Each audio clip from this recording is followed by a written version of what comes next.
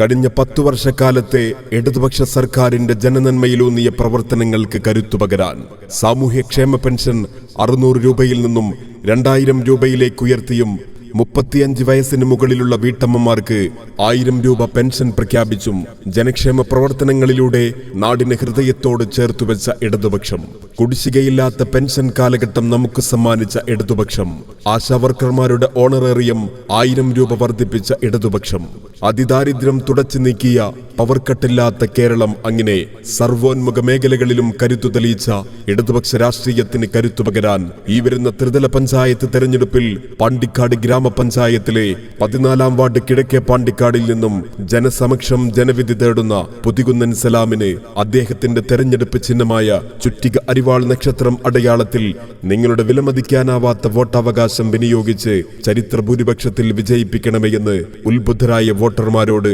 വിനയത്തിന്റെ ഭാഷയിൽ അഭ്യർത്ഥിക്കുകയാണ്.